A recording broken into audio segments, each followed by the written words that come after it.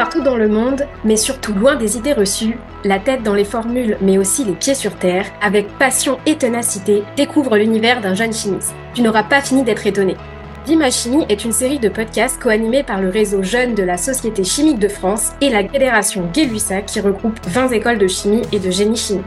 Tu es étudiant ou étudiante en chimie? Découvre toutes les opportunités de poursuite d'études sur le site 20écolesdechimie.com et passe de la théorie à l'action en rejoignant le réseau Jeunes de la Société chimique de France. Développe ton leadership, élargis tes horizons et dynamise ta carrière grâce à des rencontres et des opportunités uniques.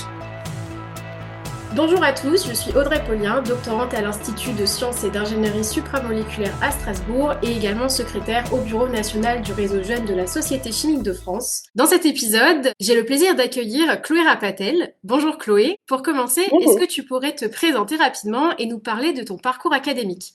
Bonjour, je m'appelle Chloé Rapatel, j'ai 23 ans, j'habite à Clermont-Ferrand. Je suis actuellement doctorante en première année à l'Institut de chimie de Clermont-Ferrand dans le domaine des matériaux. Pour vous présenter un peu mon parcours, donc j'ai obtenu mon bac scientifique en 2020.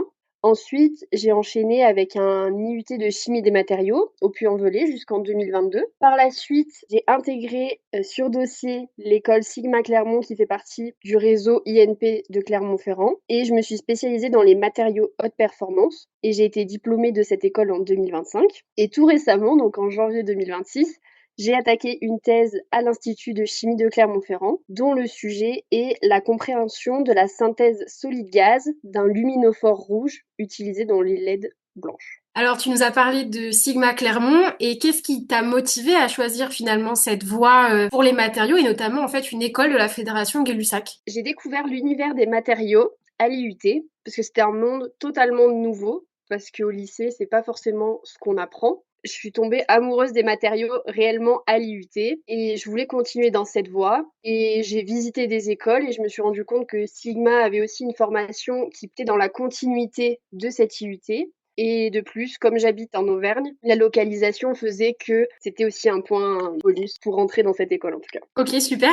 Et aurais-tu un souvenir marquant de tes années à Sigma Clermont que t'aimerais peut-être nous partager? Il y en a beaucoup, mais au-delà des cours, l'avantage avec Sigma, c'est qu'il y avait une grande vie étudiante avec beaucoup d'associations où on pouvait se retrouver dans un lieu avec plein d'étudiants qui venaient pas forcément de notre formation à nous et notamment moi j'ai été donc secrétaire, de l'association Sigma Téléthon et le moment qui m'avait marqué, c'était quand même d'organiser toute la journée pour récolter des fonds pour le Téléthon, parce que c'était un travail de plusieurs mois qui venait à aboutissement avec toutes les activités qu'on avait faites. Donc c'était vraiment un moment génial.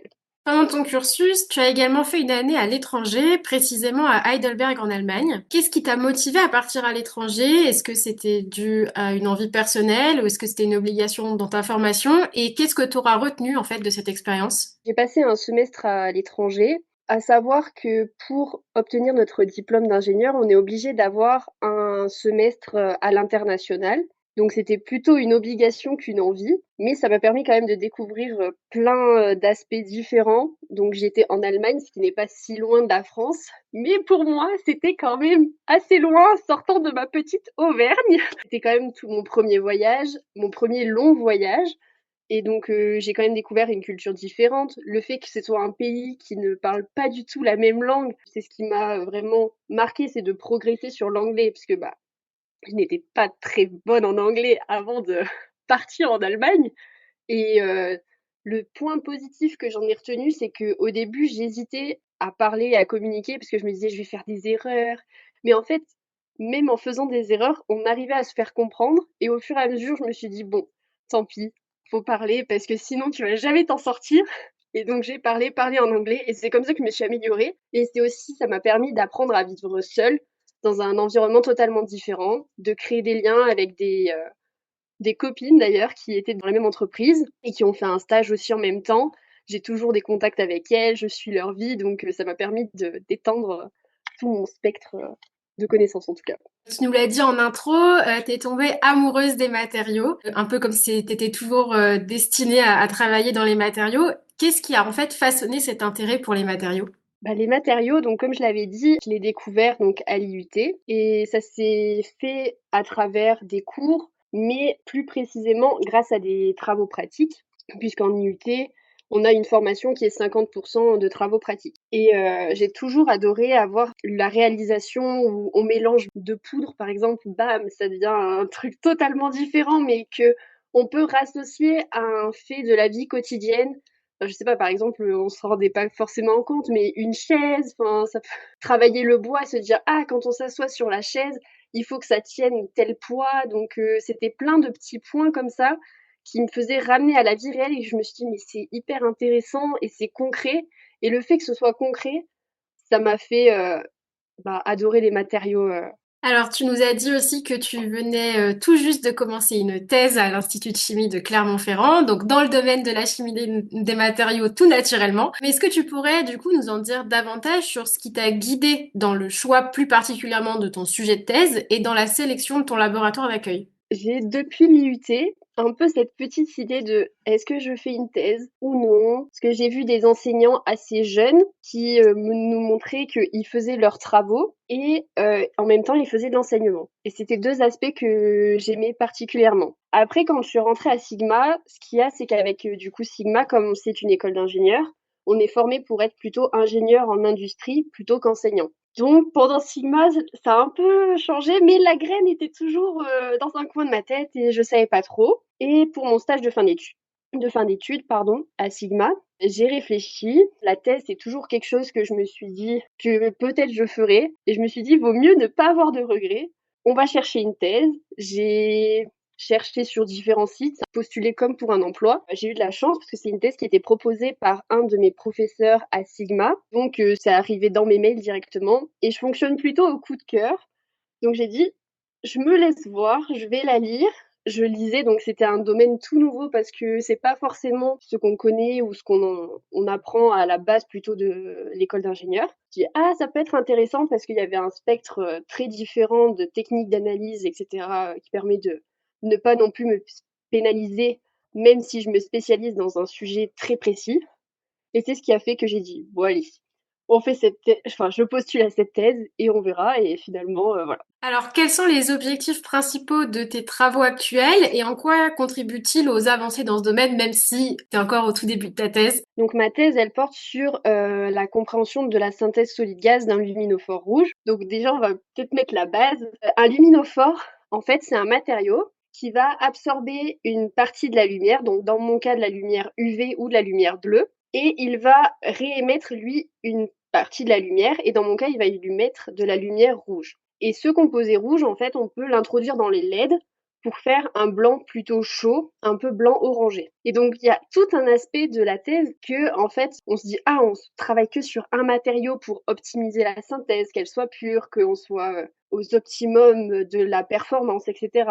Mais en fait je me suis rendu compte que on avait un aspect très environnemental qui est de plus en plus présent, donc notamment le fait d'utiliser des synthèses moins toxiques. Parce que dans mon cas, mon composé est un composé fluoré, donc il est, principalement synthétisé avec de l'acide fluorhydrique qui est très dangereux et toxique pour ceux qui le manipulent et donc passer par une voie solide gaz, ça permet de réduire le danger parce qu'on a beaucoup plus de protection quand on utilise le fluor sous forme de gaz. Donc c'était tout ça, et aussi le fait d'utiliser des atomes plus abondants parce qu'avant les luminophores rouges, c'était utilisé avec des terres rares. Donc là, on est plutôt sur du manganèse, donc c'est beaucoup plus abondant et ça permet donc, il y a tout cet aspect environnemental, Alors, est-ce que tu penses, question un peu philosophique, que le fait de faire de la recherche sur un sujet très précis, comme c'est ton cas, au quotidien peut finir par changer la façon dont on pense en fait en dehors du labo? c'est un peu difficile parce que l'aspect environnemental, je me dis, c'est un aspect hyper important, donc peu importe le métier que je ferai plus tard, c'est un aspect qu'on est obligé de prendre en compte maintenant parce que la chimie avait toujours un point négatif sur cela. Mais, je me dis par exemple maintenant c'est très bizarre, mais comme je suis dans le dispositif de l'éclairage, les lampes avant j'achetais ma petite lampe au magasin sans forcément savoir ce qu'il y avait derrière et là maintenant je vois toute la complexité pour me dire: «OK, mais c'est tout petit, mais il y a tout le travail derrière». Donc moi là je vois le travail qui est planifié pour réduire la taille de la lampe et je me dis: «Oh mon Dieu, mais combien de personnes ont travaillé là-dessus?» Et c'est ce qui fait que je me dis: «OK, sur mon sujet précis, en tout cas, je vois l'aspect, qui est totalement différent parce que c'est un aspect concret». Donc je me dis, comme je sais dans quoi je l'utilise, je vois qu'il y a beaucoup de complexité finalement derrière une petite ampoule. Alors, si tu pouvais transmettre une seule idée sur ce qu'est la recherche à quelqu'un qui n'a jamais mis un pied dans un labo, ce serait laquelle? Eh ben, c'est des essais à répétition qui fonctionnent ou non. Mais moi, dans mon cas, je me dis, même si ça fonctionne pas, ben, ça nous ferme une porte parce que bah, là, par exemple, du coup, ça fait j'attaque mon 5e mois de thèse. Et quand je suis arrivée, j'ai vu le sujet et 150 branches de ah, on peut tester ça, ça, ça, ça. Et là, je me suis dit, oh là là, le travail qu'il y a à faire. Et au fur et à mesure, je me dis, bon, j'avance étape par étape, mais je ferme au fur et à mesure les voies, qui marchent ou non d'ailleurs. Quand ça marche, bah, je suis super contente. Quand ça marche pas, je me dis, bon, c'est dommage, mais au moins, je sais que ça marche pas. Et c'est ce qui fait que bah, la recherche, j'avais toujours un peu aimé parce que tous mes stages étaient un peu dans la recherche. Mais là, c'est vraiment concret sur 3 ans, donc c'est un projet long. Et c'est ce qui fait que bah, des essais à répétition, et j'essaye de ne pas me démoraliser aussi parce que des fois, on sait que pour des gens qui font pas de la recherche, se dire ah ça a pas fonctionné, au bout d'un moment, ça peut atteindre le moral. Mais pour l'instant, ce n'est pas mon cas. Tant mieux. En recherche, c'est vrai qu'on dit en général que même un résultat négatif, c'est un résultat. As-tu déjà une idée de ce que tu souhaites faire après ta thèse, même si c'est peut-être un peu prématuré? C'est un peu comme je l'ai dit précédemment, donc bah, j'avais toujours un peu cette envie d'être enseignant-chercheur ou plutôt dans le domaine de l'industrie. Donc c'est encore 2 voies que j'ai encore en tête puisque c'est le tout début de ma thèse. Mais je me dis que ça peut peut-être m'aider aussi parce que pendant la thèse, on peut faire de l'enseignement. Donc je vais demander à en faire pour voir si c'est vraiment quelque chose qui me plaît ou pas. Et après, je me dis que sûrement après cette phase-là, j'aurai une idée plus précise de ce que je veux faire. Donc pour l'instant, je me laisse les 2 options disponibles. Ok, super. Et pour finir, tu t'es également investi récemment dans le réseau jeune de la Société chimique de France, section Auvergne. Qu'est-ce qui t'a motivé à t'engager? Avant que notre bureau soit renouvelé en 2026, elles étaient seulement 2. Donc elles étaient à la recherche de membres pour essayer de développer parce qu'elles avaient plein d'idées, mais bah, ça pouvait pas forcément être réalisable. Donc ce qui s'est fait, c'est qu'on a beaucoup communiqué, enfin elles m'en ont parlé, ça m'a intéressée, puisque je me suis dit ça peut être un moyen de diffuser la chimie à tout le public, mais en essayant d'enlever cette image péjorative de bah, la pollution, c'est mauvais pour l'environnement, tout ce qu'on a vu depuis 20 ans, enfin depuis toujours. Et bah, avec du coup l'ASCF, ça me permet de aussi vulgariser la chimie à un grand nombre de publics. On a prévu plein de conférences, donc on a prévu une conférence sur par exemple chimie et bière, ce qui montre qu'en fait tout est de la chimie. Par exemple la bière qui peut être simple. L'année dernière ils avaient fait chimie et fromage parce que bah, le fromage aussi c'est des réactions chimiques. Là on a participé à la Clermont Innovation Week où on a montré un peu des expériences sur la surprise. Mais en fait, on a utilisé des produits du quotidien, comme par exemple que l'eau et l'huile ne sont pas miscibles. Et en fait, c'est pour montrer aux enfants que on peut avoir de la chimie partout, même dans les objets les plus simples. Et c'est ce qui fait que ça m'a beaucoup attirée, que je me suis dit, allez, on peut rajouter ça. Super, merci beaucoup Chloé pour ton temps et pour cette interview. Bah, merci à toi. Merci d'avoir écouté notre podcast. S'il t'a plu, pense à le partager sur ton réseau social ou celui de ton établissement et abonne-toi sur ta plateforme d'écoute préférée ou à notre chaîne YouTube. Rendez-vous sur le site 20écolesdechimie.com pour découvrir toutes les opportunités du secteur de la chimie et les formations du bac au doctorat. Et pour rejoindre la communauté de la Société chimique de France et devenir acteur de ton avenir, c'est la rubrique Adhérer du site sociétéchimiquedefrance.fr. À bientôt sur les ondes!